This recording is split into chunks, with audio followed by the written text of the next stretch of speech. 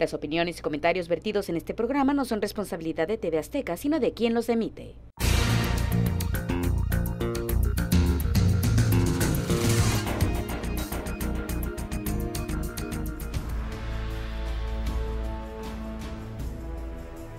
Periodismo en México. ¿Cómo lo vivimos y qué esperamos? Se acaba un sexenio donde este gremio sufrió como nunca el ejercicio libre de la profesión. Muestras de violencia inusitada y muertes de sus integrantes hablan a las claras que las cosas fueron de mal en peor. Sin embargo, los periodistas responsables mantienen viva la postura inquebrantable de seguir informando, destapando hechos, reflejando verdades que necesitan seguir descubriendo para que el público conozca sin opacidades cómo están las cosas, porque el derecho a informar y opinar se sostiene sobre la pertinaz razonabilidad del trabajo cotidiano. Hoy pondremos sobre la mesa los pormenores de lo ocurrido durante estos 6 años en la materia y qué esperamos a partir del 2019, en la voz autorizada de una destacada periodista local reconocida a nivel internacional. Buenas noches y bienvenidos a un programa especial que tenemos hoy para usted con un tema que seguramente a usted le seguirá interesando mucho, que es el del periodismo en nuestro país y en todo el mundo. Y para eso, bueno, tenemos una invitada de lujo que aceptó nuestra invitación porque está muy ocupada, pero nos hizo favor de asistir hoy. Muchas gracias por venir, Adela. Gracias a ti, José. El lunes estamos un poquito menos ocupados. Bueno, yo me esperé pacientemente porque te quería tener aquí, porque bueno, para hablar un poco de el periodismo y que es tu especialidad. Te conozco hace, no sé, más de 20 años. Yo creo que sí. Claro, y vi cómo llevaron un medio adelante, que lo tienen súper posicionado a pesar de dificultades, de crisis, que era un poco lo que platicábamos recién fuera de micrófono, pero todos sabemos lo que hemos pasado y las crisis que pasamos, sobre todo en la industria del papel, que también lo comentabas acertadamente, está pasando por un momento difícil y cada vez es peor si no se logra una combinación entre las nuevas, entre el nuevo periodismo hecho en redes sociales o la nueva forma de llegarle a la gente, sobre todo a la gente más joven, que está acostumbrada a leer poco, ¿no? O está acostumbrada a leer mucho, pero en digital, ¿no? Sí. Que es un poco más complicado, porque son cosas inmediatas, que se agolpan, que hay poca memorabilidad, los jóvenes y yo que tengo una agencia de investigación, cuando en un focus group le preguntas a la gente joven qué recuerda de la noticia, recuerda muy poquito. Solamente trascienden en sus cabezas los hechos más terribles o más sangrientos, y algunos, no en todos, porque todos, también hay algunos que separan eso y no quieren recordarse. Pero hay una especie de atomización en la información, me parece, que es lo que no teníamos en la letra impresa, ¿no? Sí, como que la letra impresa era la verdad para creer. Así es. Tú leías algo y te sabías, o por lo menos intuías, o sabías en concreto cuál era la fuente, de dónde venía. Entonces te daba mucha confianza leer una columna. Y todavía hay mucha gente que sí, afortunadamente tiene confianza en las columnas. En Estados Unidos, en Europa, bueno, los medios gráficos se han tenido que extender a materia de marketing digital para poder entrar, porque si no cada vez se ha ido más en desventaja. Entonces, yo creo que tú, bueno, llevas una carrera que ni hace falta. Este programa, por ejemplo, tiene una entrada con el currículum de las personas. Y yo le decía a la producción, no, pues si quieren saber algo de Adela Navarro, van al periódico y saben perfectamente quién es. Entonces, como que obviamos ese paso y te reitero el agradecimiento. ¿Qué pasó en estos 6 años en materia periodística? Muchas cosas, ¿no? Viene efectivamente la crisis de los impresos, y nosotros la llamamos así, no es un fenómeno que esté ocurriendo en Baja California, o ni siquiera en México, es en el mundo. Hay una crisis, sí, claro, para los impresos, precisamente por las nuevas tecnologías, ¿no? Tú tienes ahí tu celular, mucha gente no se despega de su celular, claro. Y bueno, tú tienes una agencia de investigación, sabes que el 60% o más de las personas se entera de las noticias a través del celular, ya sea en una red social o en algún portal noticioso de, claro, lo que está sucediendo. Entonces los impresos hemos visto, es lo que llamamos una crisis.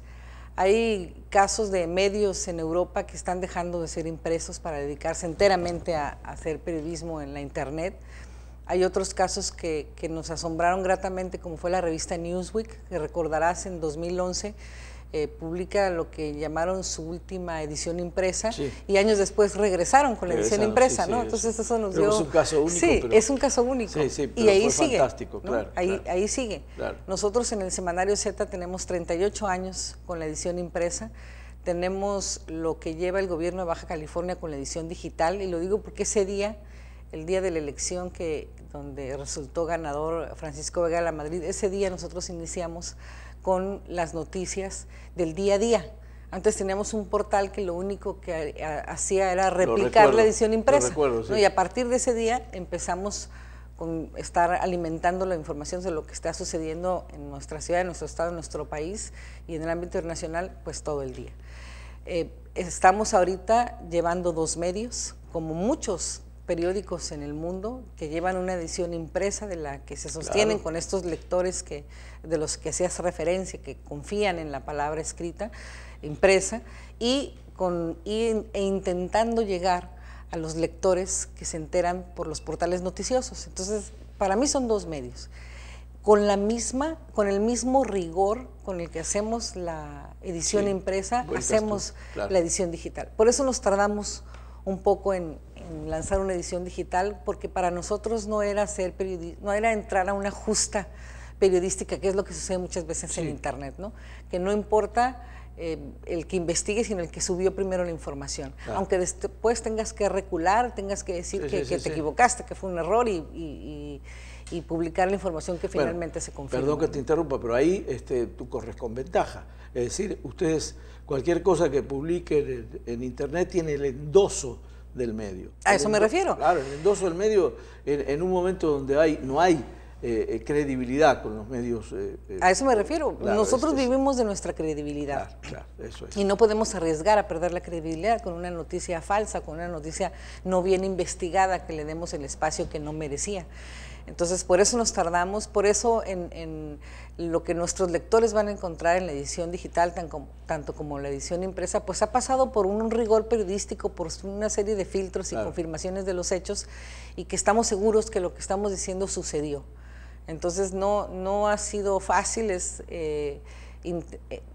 intentar mantener un mercado y atraer a otro. Entonces, o sea, es una tarea doble en ese sentido. Porque es un problema generacional. Si las generaciones como las nuestras no saben transmitir dónde está la verdad o el camino, por lo menos, de la verdad, porque sin el absolutismo de la verdad estamos mal. Es decir, si nosotros no le decimos a un muchacho dónde puede estar realmente una noticia investigada, informada, pues claro, evidentemente lo más fácil va a ser leer rápido y fíjate que noticia. Afortunadamente en estos 6 años, otra de las situaciones a las que nos enfrentamos los periodistas de investigación en este país fue a la indiferencia de un gobierno federal.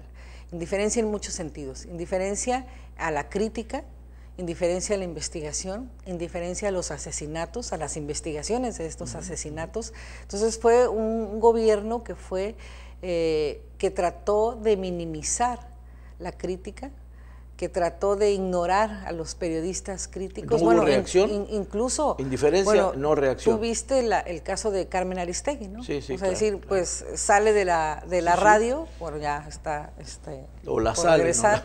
No, bueno, todos sabemos que salió debido al reportaje que hizo sobre la casa que adquirió la esposa del presidente y el propio presidente, porque era la casa del matrimonio y de la familia, ¿no? Entonces, todos sabemos que salió debido a eso. Hay una serie ahí de aprovechamiento sobre recursos legales, tanto de la radiodifusora en la que estaba en ese momento, con la cual sigue en un litigio, por cierto, pero que el fondo de todo fue que es una reacción de la Presidencia de la República ante una nota que no le fue favorable y que consideró pues un ataque. Claro. Así hubo muchos casos. En el caso de Z, por ejemplo, Enrique Peña Nieto se negó a darnos una entrevista de manera sistemática. Incluso como candidato a la presidencia de la República nos dejó, ahora sí como dice, plantados, y en otras ocasiones pues se nos fue negada la información.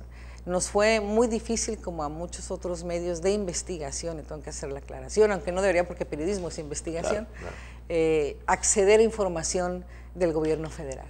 Entonces, esta indiferencia de la presidencia de la República se trasladó también a los asesinatos.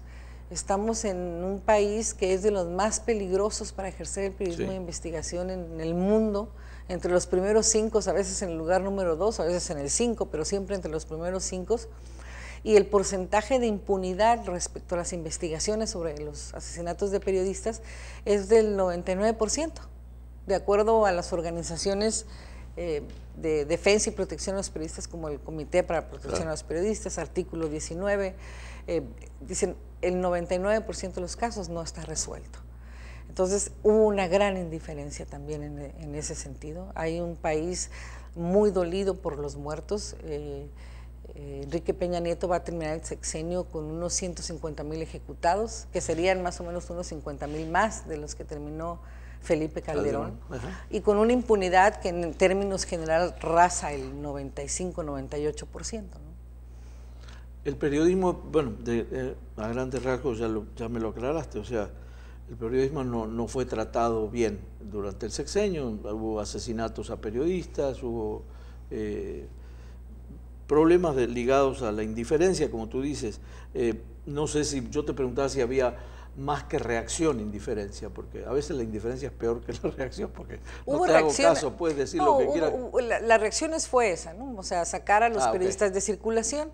En el los primeros 3 años del sexenio hubo también persecución fiscal hacia los periódicos, hacia los medios. Nosotros fuimos objeto de esa persecución fiscal en los primeros meses. O sea, era increíble cómo, en los primeros años, perdón, era increíble cómo llegaba el día 3 del mes y ya teníamos un notificador de la Hacienda Pública exigiéndonos el pago, que teníamos 5 días para hacerlo, pero llegaban a veces Faltaban antes, ¿no? 2 días, pero... Sí, claro. En ocasiones llegaba y apenas se acababa de ir la persona que nos asiste en hacer estos pagos cuando llegue el momento, y en eso entraba el inspector, ¿no?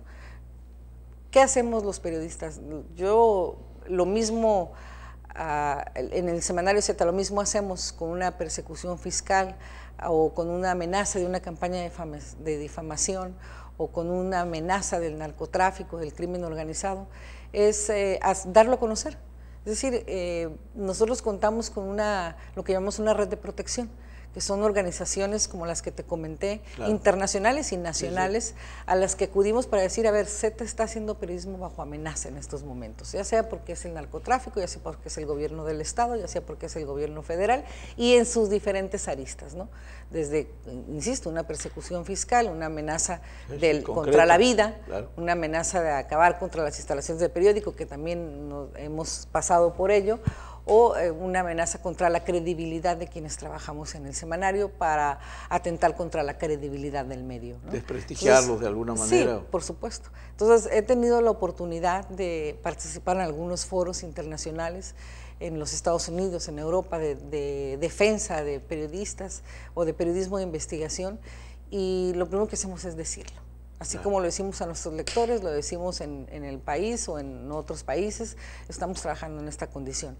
Nos funciona, por supuesto, si Dios y los lectores quieren, el próximo abril vamos a cumplir 39 años de fundación en el semanario, y creo que lo que nos ha mantenido es eso, ¿no? Es la solidaridad que hemos tenido, tanto de nuestros lectores como de estos grupos de defensa y protección de los periodistas, que le dicen a nuestros gobiernos que no estamos solos, que los periodistas, en este caso el semanario Z, están siendo observados y están siendo protegidos por organizaciones que defienden la libertad de expresión, porque el punto central de todos estos ataques es el ejercicio de la libertad de expresión.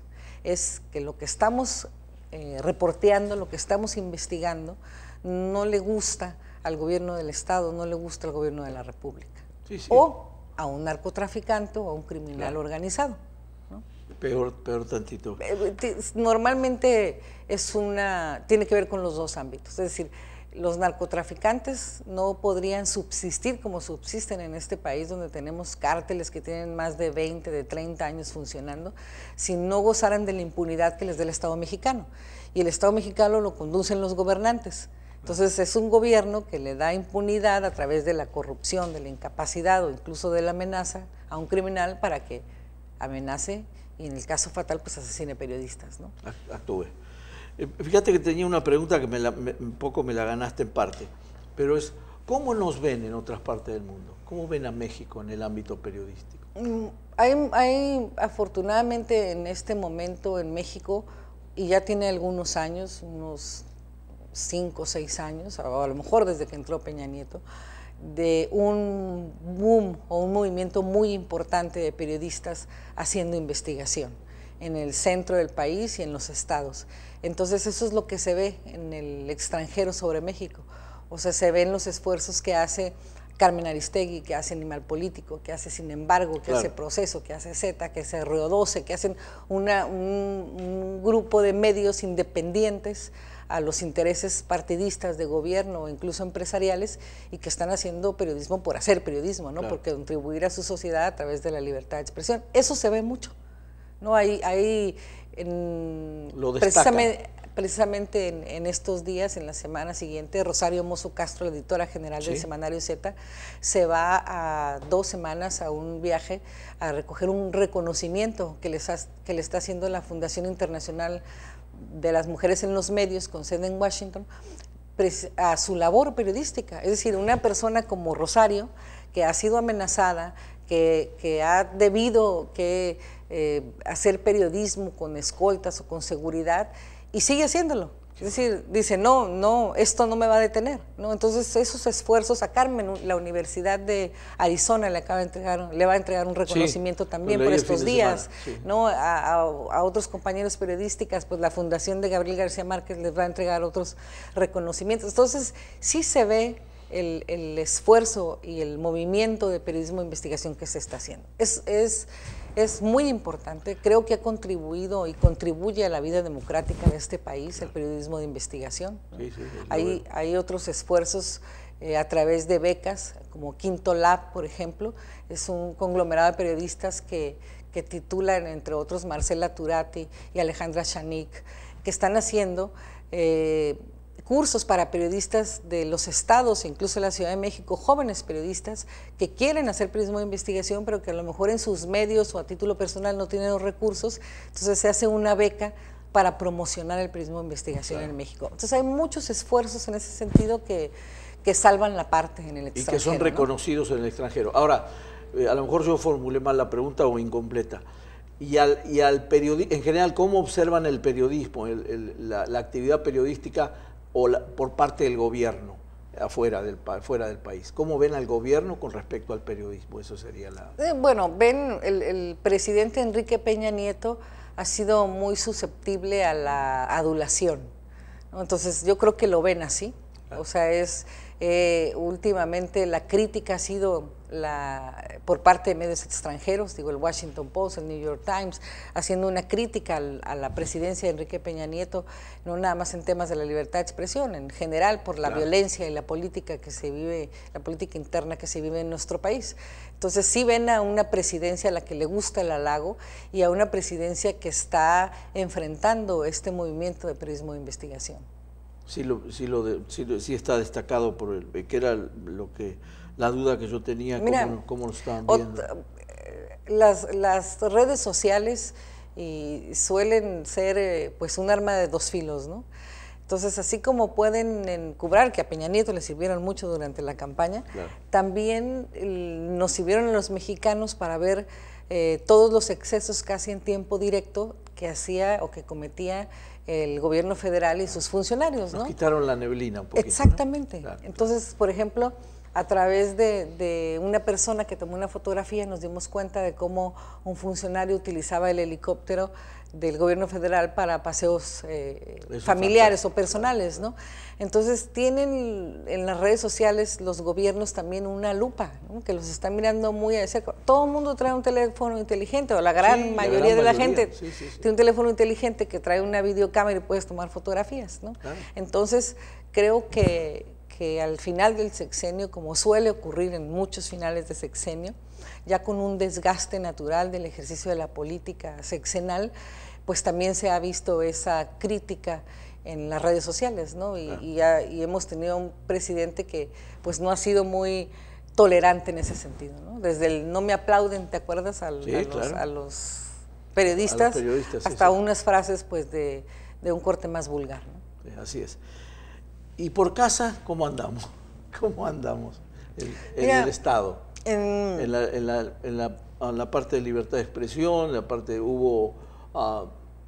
estuvo coartada la libertad de expresión, me refiero a los últimos años, ¿no? Mira, lo pueden intentar, siempre lo han intentado. Yo tengo 28 años en el semanario Z y Blanco Ornelas me lo platicaba, con los intentos de censurarlo o de atacarlo, claro, o de no proveer la información. Lo mismo han hecho con nosotros, ¿no? Con quienes ahora estamos en el semanario Z, pero tenemos, después de tantos años, nuestros contactos en todos los ámbitos de gobierno y tenemos esa solidaridad de los lectores bajacalifornianos.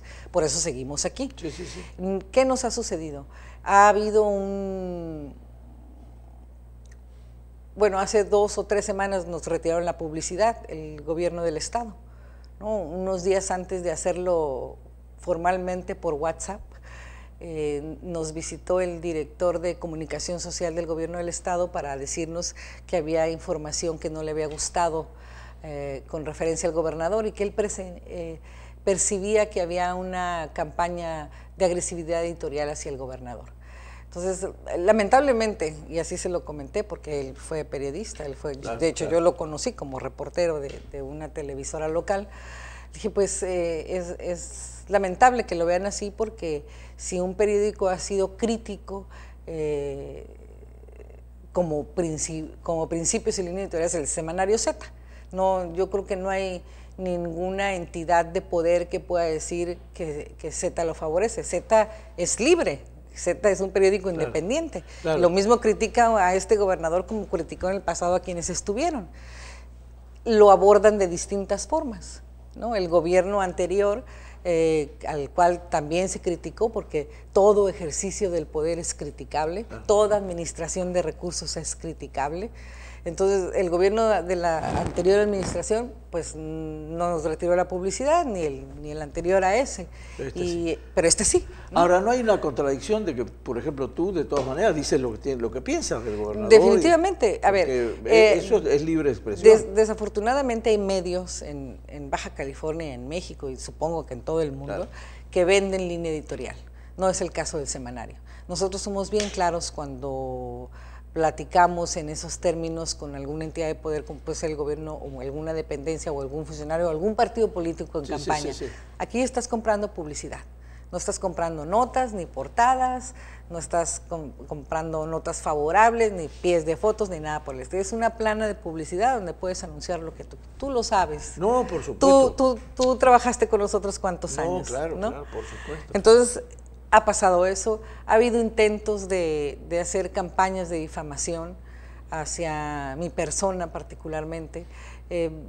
Contamos en ese momento porque también fue hacia Dorelena Cortés, otra periodista baja californiana. Por cierto, hicimos un programa con ella hace unos días. Bueno, Dora está haciendo un esfuerzo, también es una periodista independiente. Claro. Entonces también a Dora quisieron atacarla. Y en ese sentido contamos con el apoyo de nuestros compañeros periodistas.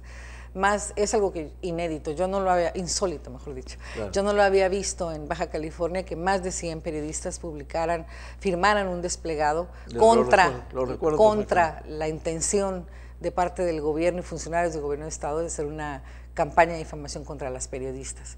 La Comisión Nacional de los Derechos Humanos estuvo por acá también con el tema, como lo han estado también cuando ha habido amenazas por parte del narcotráfico. Entonces veo un gobierno también ya hacia el final, también ya muy desgastado, y muy desgastado particularmente porque al igual que el gobierno federal, hay entre la ciudadanía una percepción de corrupción que es insostenible, tanto para la sociedad como supongo para ellos, y esta es su manera de reaccionar. ¿Qué hace Z? Bueno, afortunadamente, aún con la crisis de los impresos, seguimos manteniendo una base, todos los viernes, una base de lectores de la edición impresa y empresas bajacalifornianas que apoyan el periodismo independiente y de investigación anunciándose en las páginas de Z, como se anuncian en Proceso, como se anuncian en Sin Embargo, como se anuncian en otros medios, que no lo hacen por quedar bien con un gobierno, por quedar mal con otros, sino porque, a ver, la libertad de expresión la necesitamos, es parte de una vida democrática.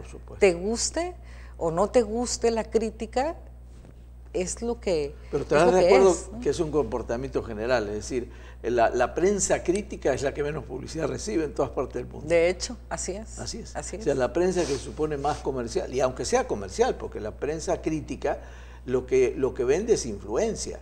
Es decir, te puede decir un comerciante, no te anuncies ahí, pero luego el lunes te pregunta, ¿leíste el Z, por ejemplo? Exactamente. Entonces es una contradicción enorme, es decir, bueno, ¿crees o no crees que la gente lo ve? Es decir, por un lado creen que la gente lo ve, pero por otro lado no se animan a echarse las autoridades encima o vaya a saber, pero es, ya entonces, lo explicaste tú con más claridad. Entonces vemos un retroceso en ese sentido, ¿no? Te acordarás también la historia de no pago para que me peguen, ¿no? En el ámbito federal. ¿Cómo no? Y también nos ocurrió cuando estaba Blancornelas al frente del semanario, y bueno, nos ocurre ahora otra vez. Los gobiernos pues son de 3 o 6 años, y nosotros, gracias a los lectores, pues ya tenemos 38 aquí y esperamos seguir más, ¿no? Ya pasaron más de 6 sexenios. Exactamente. Así que ya tienen vida para...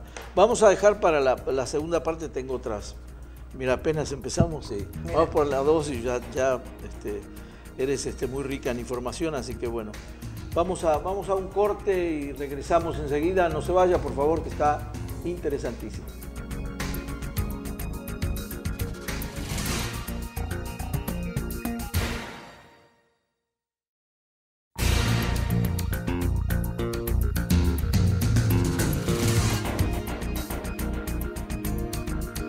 Estamos de regreso nuevamente aquí con una invitada especial, Adela Navarro, que nos aceptó precisamente venir a charlar un rato sobre periodismo en nuestro país, en nuestro estado, cómo se ejerce, cómo nos ven fuera de nuestras latitudes. Y bueno, está interesantísima la charla, sobre todo cuando es una persona experta y podemos aprender mucho de ella, que es la finalidad de este programa, aprender de nuestros invitados.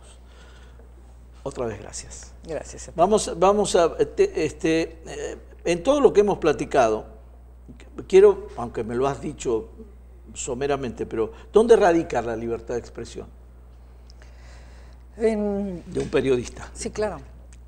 Mira, afortunadamente quienes estamos en el semanario tuvimos uno de los mejores maestros de periodismo que ha habido en este país, que es el señor Jesús Blancornelas. Falleció en 2006, yo me tocó trabajar con él 17 años. 23 de noviembre. Así es. Me tocó trabajar con él, todo le pasó en noviembre, ya sabes. El 2 de noviembre un gobierno le quitó el diario ABC, un 2 de noviembre. Claro, era director del diario ABC, es verdad. El 14 de noviembre nació, el 23 de noviembre falleció, y el 27 de noviembre del 97 atentaron contra su vida. Entonces fueron 4 hechos. El fatídico mes de noviembre. Sí, ¿no? Qué horror. Entonces, Blancornelas nos enseñó a hacer, todos, la gran mayoría entramos siendo estudiantes de la carrera de comunicación a hacer nuestro trabajo de campo en el semanario Z. Y siempre nos llevó de la mano en el campo de la investigación periodística. La investigación periodística implica eso, ¿no? La libertad de expresión implica un gran compromiso, que el periodista se convierte en un relator de lo que está sucediendo, en este caso, o en la mayoría de los casos, de parte de su gobierno con la sociedad, ¿no? Es decir, es una persona que está dando fe de lo que está haciendo. Claro. Ahí, ¿cuál es en qué se basa la libertad de expresión? En publicar hechos reales que sucedieron. Para nosotros, nuestras fuentes, nuestros contactos son muy importantes porque eso nos da la oportunidad de confirmar lo que está sucediendo. Si nosotros como periodistas estamos viendo que se está cometiendo un acto de corrupción, a mí me lo puede decir alguien, pero si yo no tengo manera de probarlo, no lo voy a publicar. Claro. Entonces, la libertad de expresión hay que cuidarla mucho también, que no se convierta en otra cosa, ¿no? Hay que tener un rigor periodístico, hay que tener una serie de pasos para llegar a publicar un tema que sabes que va a trascender, que va a afectar a una entidad de poder, que va a afectar a un sector de la población, a un grupo de nuestra sociedad. Es decir, ¿qué está sucediendo con los recursos de los bajacalifornianos? ¿Se están aplicando bien? ¿Hay más deuda? ¿Hubo actos de corrupción? ¿Hubo favoritismo? ¿Qué es lo que está sucediendo? Claro, la gente tiene que enterarse. Exactamente, la gente se debe de enterar, pero además se debe enterar con hechos verificables y confirmados, claro, precisamente para que el gobierno en turno no diga me están golpeando, aquí están los documentos, claro. O sea, en todo caso se están autogolpeando, ¿no? Claro. Entonces, en todo caso cambien la manera de hacer gobierno. A mí me llama mucho la atención, José, y el caso de Veracruz. Javier Duarte de Ochoa, sí, no robó lo que robó y no defraudó lo que defraudó a los veracruzanos el último año de su gobierno. O sea, empezó desde el primer año. Claro, tenía, ¿no?, la venia de alguien. Tenía la venia de alguien, seguro, tenía la complicidad de los diputados en el Congreso del Estado, tenía el silencio de las organizaciones de la sociedad civil, tenía a lo mejor la indiferencia o la coacción, o a los medios bajo coacción, pero también los tenía. Pero en el último año de gobierno es cuando se descompone todo para este gobernador. Y es cuando se destapa todo. Entonces, nosotros en el Semanario Z no queremos que suceda eso. O sea, nosotros en el Semanario Z estamos haciendo periodismo de investigación para evitar que sucedan esos casos. Y no lo hacemos solos. O sea, hay gente, hay ciudadanos, hay funcionarios, hay policías, hay empleados de la administración pública, de cualquiera de los tres poderes, que no quieren que suceda esto. Claro. Y que de repente te pasan una copia y te dicen, mira este documento, o sea, aquí hay algo irregular, sea en cualquiera de los tres poderes. Claro, entonces, yo me pregunto, ¿cuáles son tus fuentes? ¿Tienes fuentes hasta del propio gobierno? Por supuesto, claro, claro, por supuesto, en los tres niveles, ¿no? Y en las corporaciones policíacas, en las Fuerzas Armadas también. O sea, es gente son personas que realmente quieren contribuir a hacer un buen, claro, gobierno, claro, o a que se acabe un poco la corrupción en este país, porque una sola persona no va a hacer el cambio, un solo medio no va a hacer el cambio. Seguro. Digo, seguro. Ya transitamos los bajacalifornianos en el 2000, del 2008 al 2010, por una etapa terrible de inseguridad, ¿lo recordarás? Y la única manera que encontramos de salir de eso fue cuando se coordinaron el gobierno municipal con el estatal, con el federal, con las Fuerzas Armadas, con la sociedad, con los medios de comunicación, e hicieron un gran frente contra la criminalidad organizada, contra el narcotráfico. Uno solo no lo puede hacer. No es de una sola persona. No se puede. No es de una sola persona. Imposible. Fíjate que hace menos de un mes hicimos un programa sobre México 68 y mis invitados, la conclusión fue que si el día 3 de octubre de 1968 los medios en México no habían sacado ninguna información sobre el hecho, pero el New York Times sí lo sacó, y comparado con lo que estamos viviendo ahora, yo creo que hemos ganado mucho en expresión. Por ejemplo, tú nombraste a Carmen Aristegui, ustedes mismos, gente que trabaja periodismo independiente, que no pasaba eso en México. Sí. Claro, tuvieron que pasar medio siglo, ¿no? Sí, es mucho, sí, pero, sí, así. Pero creo que hemos ganado un poco. ¿O qué piensas? Creo que sí hubo medios que en su momento dieron a conocer la información. Digo, ahora que se cumplió el 50 aniversario de aquella fecha, replicaron las portadas de los medios nacionales y algunos locales del 3 de octubre, y sí había en algunos medios rasgos de lo que había sucedido. Tampoco el periodista no es policía, entonces puedes adentrar, pero también hay barreras. Claro. Entonces, o sea, podemos estar ahí, podemos ver y vamos a escribir de lo que estamos viendo, decía Blanco, lo que estoy viendo con mis ojos, ¿no? Sí.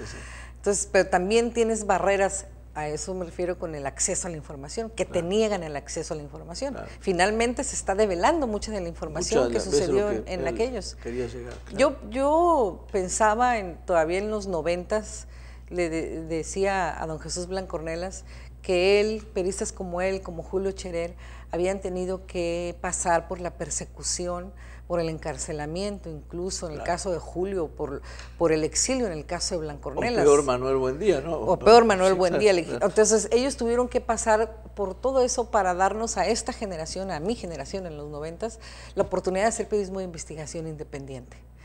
Sin embargo, al paso de los años entramos en una vuelta. Entonces, ahora hay persecución, en ese sexenio hubo persecución, digo, lo del caso Pegasus, ¿no? Un programa adquirido por el gobierno federal para espiar activistas de la sociedad civil, a defensores de derechos humanos y a periodistas también. Entonces, también, o sea, sufrieron persecución como la sufrieron Julio Scherer, como la sufrió Jesús Blanco Ornelas y en caso fatal, pues Manuel Buendía. Entonces, de repente tenemos gobiernos con un nivel de autoritarismo tal que volvemos en el tiempo. Sí, volvemos al no pago para que me peguen, volvemos a la censura, volvemos al espionaje y a la persecución. Falta mucho por hacer entonces. Falta definitivamente mucho. ¿Y qué expectativa tenemos con el nuevo gobierno en el ámbito periodístico? Pues ahorita el presidente electo se le ve todavía conflictuado con algunos medios, ¿no? Todavía, a pesar de que ya no nombra a la mafia del poder, sigue nombrando a la prensa fifí, por ejemplo, ¿no? Y ese es, pues, es un ataque, claro, ¿no? De cierta manera lo es.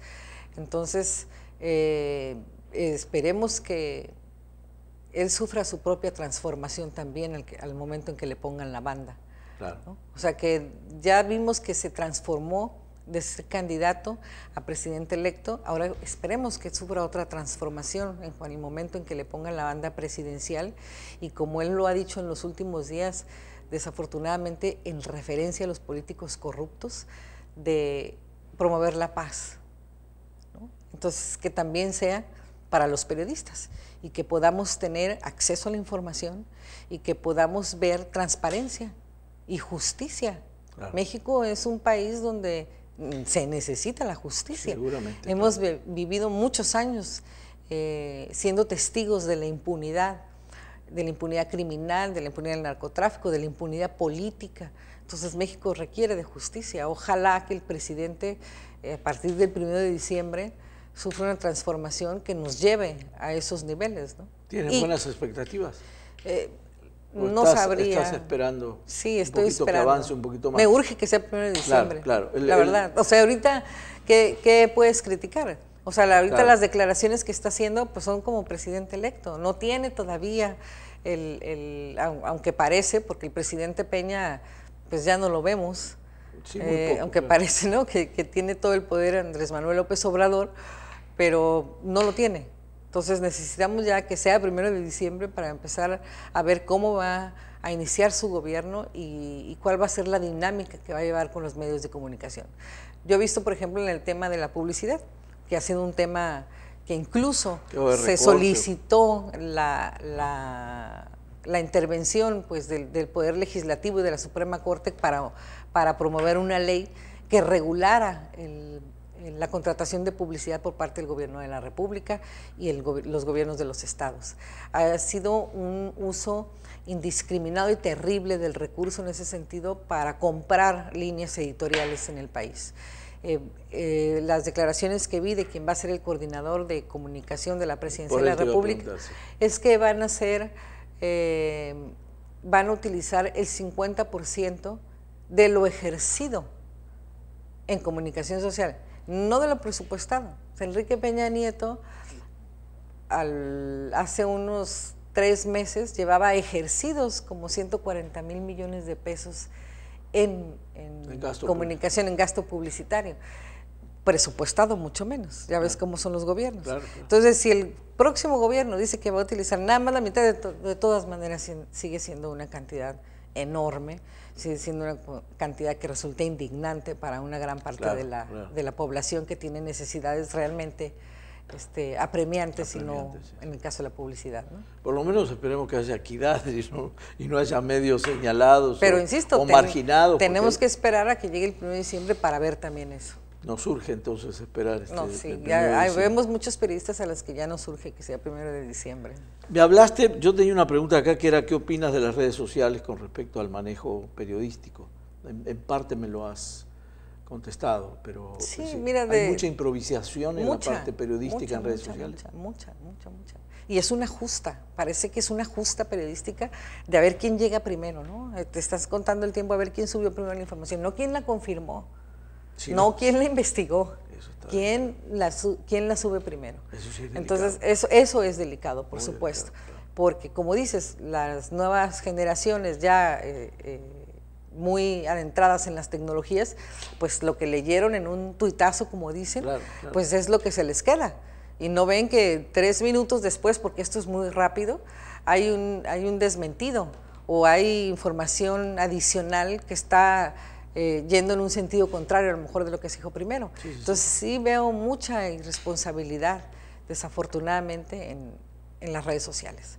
Hay medios que no lo son, ¿no? Hay periodistas que abren una página de Facebook. Que tampoco lo son. Y bueno, claro. ya con eso Claro. tienen un medio, ¿no? Claro. Entonces, creo que en materia periodística le hace falta mucho rigor a las redes sociales. Y eso está en los periodistas. Claro, ¿no? claro. Las redes ahí están, tú las utilizas como quieres y como te conviene, pero el periodista, el medio, es el que decide qué tanto rigor le pone. Me regreso al tema de la publicidad. Sí. Me toca participar en un foro hace algún par de meses en el Instituto de Ciencias Jurídicas de la UNAM, precisamente sobre la publicidad gubernamental. Y había entre los ponentes una persona que decía que debería desaparecer por completo el presupuesto para la publicidad gubernamental porque estaba comprando medios. Entonces yo les comentaba, a ver, yo soy un caso, Semanario Z es un caso, y créanme, yo no lo inventé, ¿no? Nosotros heredamos una línea editorial que intentamos mantenerla cada semana, y heredamos una manera de hacer periodismo independiente, y cada semana tenemos retos frente a ello, que recibo publicidad gubernamental, pero que mi línea editorial no está en venta. Entonces, pero es una decisión que tiene que ver con la integridad y los principios del medio. Convicción. O sea, por supuesto. Claro. O sea, si es, a ver, aquí está el paquete de publicidad, pero no hay notas. Claro. Desafortunadamente hay muchos medios que sí lo aceptan. Así es. Fíjate que hablando de don Jesús y la escuela que dejó, la pregunta es, ¿ustedes están haciendo escuela como la hizo don Jesús con los jóvenes periodistas? Espero que sí. ¿Tienen nuevos periodistas? Por supuesto. Okay. Tenemos jóvenes de 20 años, de 25 años, de 27, que llegaron al semanario y ya tienen tiempo trabajando, que están haciendo periodismo de investigación, que estamos enseñándoles lo que nos enseñaron a nosotros. La línea de Z no ha cambiado en nada, no ha variado, es la misma, ¿no? Es la misma. Sí. Es la misma. Entonces nosotros estamos haciendo eso con esta nueva generación de reporteros y reporteras que están en el semanario. No es fácil llegar al semanario, no digo porque no aceptemos a las personas, sino porque un semanario que tiene la historia que tiene Z, es decir, que han amenazado en los últimos años con acabar con las instalaciones del periódico, o con acabar con la vida de los directivos, o que asesinaron a Francisco, o que intentaron asesinar a Blancornelas y mataron a Luis, o asesinaron a Héctor. Entonces, que un joven diga, voy a ir a pedir trabajo a ese periódico, no debe de ser una decisión. No, claro. Entonces, quienes llegan... Debe estar convencido. Exactamente. Quienes llegan ya traen una carga de compromiso hacia la libertad de expresión, ¿no? Hacia el periodismo de investigación, y son bienvenidos en ese sentido. Y no, obviamente nosotros tratamos de hacer con ellos, formarlos como Blancornelas nos formó a nosotros. Es una buena respuesta. Déjame jugar un poco con la historia, las analogías y las similitudes. Hubo una mujer que fue presidenta de Nicaragua, que fue Violeta Chamorro, y antes de ser presidenta, pues porque mataron a su esposo, se encargó de un periódico, trae toda una historia, y la pregunta viene porque, y creo que es válido preguntártelo, tú eres una mujer pública de cierta manera, porque estás en un periódico y porque la gente te sigue y porque uno lee las cartas de los lectores y sabe que hay una adherencia del público. ¿Qué pasaría si te hacen una oferta política? No sé qué pasaría, no ha habido una oferta política. No, está Yo bien. estoy hablando en una cuestión especulativa totalmente. No eres el único que lo piensa así. Por eso te lo pregunté. Creo que el sistema político de partidos y de gobierno en México está tan corrompido que la gente voltea a ver hacia otros espacios, hacia otras figuras de la sociedad civil, ¿no? Creo que eso es lo que está sucediendo. Pero es válido que la gente haga eso. Sí, claro. Si no me quedan candidatos. Sí, claro. Entonces creo que va en ese sentido. Creo que la gente está viendo que en Baja California, como en el gobierno de Peña, en el gobierno de Francisco Vega, hay mucha corrupción, que no se ve en el Partido Revolucionario Institucional alguna figura que pudiera sacarlos, o incluso en el propio Morena, ¿no? que de repente piensan que como Andrés Manuel los hizo ganar el 1 de julio, pues los puede hacer ganar en el 2019. El tsunami ese que fue más que una ola, ¿no? Exactamente, entonces que voltean a ver a la sociedad civil. Y tiene que ver también en parte con que en estos 6 años, y a lo mejor empezó con Felipe Calderón, que ante la incapacidad de los gobiernos, nacieron y crecieron y se consolidaron grupos de la sociedad civil para el manejo de ciertos temas, sea temas estadísticos en el análisis, sea temas de defensa como la cuestión de los desaparecidos, las ejecuciones, y la gente está volteando a verlos. Creo que en ese sentido están volteándome a ver a mí. Pero yo estoy haciendo periodismo y voy a seguir haciendo periodismo. Está bien, precisamente porque ven una salida, una elección, algo que no han visto y lo ven como modelo de honestidad, no como praxis política, porque nunca estuviste en política, pero sí te ven como un modelo que... Sí, creo que tiene que ver con eso. Creo que tiene que ver con esa corrupción que estamos viendo en los gobiernos y en los partidos políticos, porque todos han tenido la oportunidad en algún nivel, en algún estado, de ser gobierno, y los resultados no han sido a lo mejor los deseados por la sociedad, y por eso tienden a buscar, y creo que es de manera natural y lógica, pues otras figuras que les puedan dar certeza. También déjame decirte que puede ser el mismo partido político que no encuentra mucho candidato. También hemos visto. Y busca la posibilidad de alguien que tenga influencia en la sociedad, que tenga fuerza en la sociedad. Hemos visto periodistas candidatos, ¿no? Algunos exitosos, algunos no, y algunos no tanto, ¿no? Pero mi trinchera desde hace muchos años hasta la fecha, y espero que los lectores me lo permitan, es el periodismo.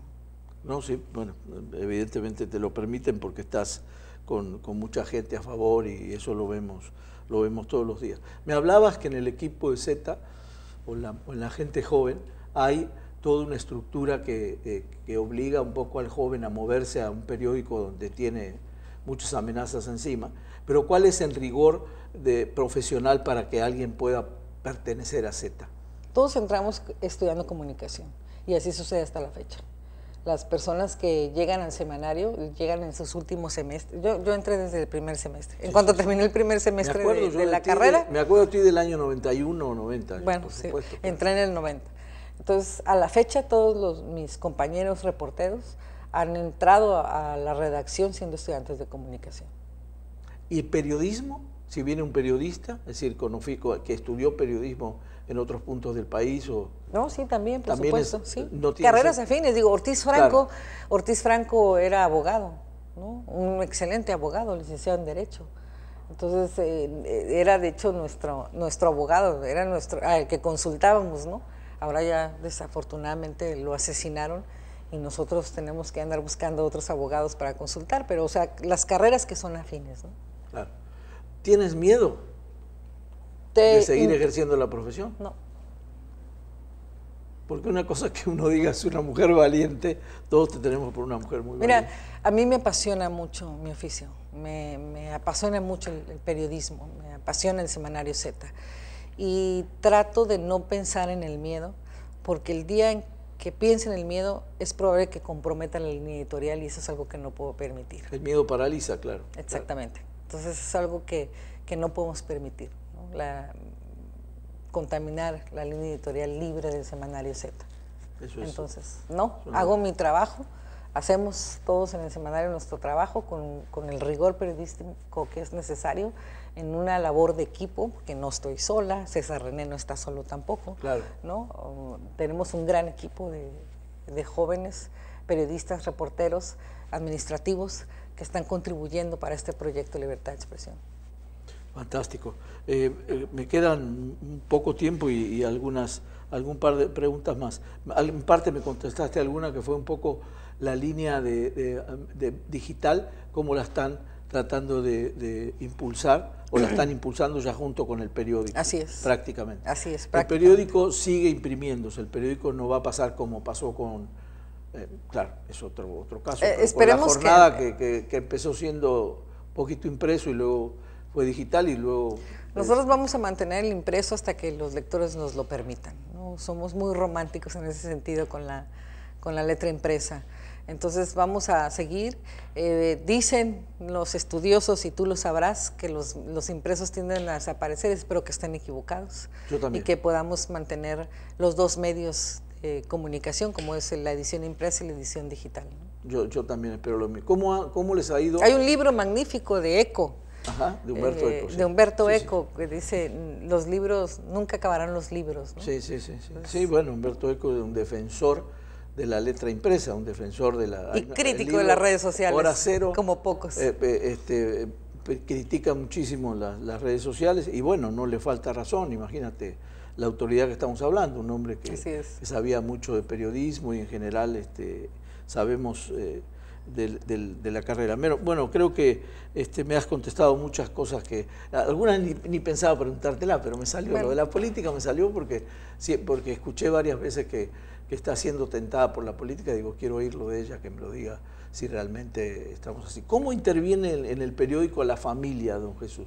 Que siempre me lo pregunto. Sé que tiene un hijo fotógrafo, pero tú eres la directora general y los hijos... Hay una codirección, okay.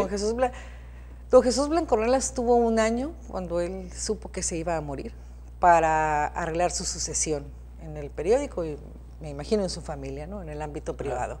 Él había quedado muy sorprendido y le había afectado mucho lo que había pasado con la revista Proceso al retiro de don Julio Cherer y Vicente Leñero, que la redacción se dividió y muchos salieron, muy pocos se quedaron, y él no quería que le sucediera algo así. Entonces, dentro de la mala noticia de su enfermedad, tuvo un año para ordenar su sucesión.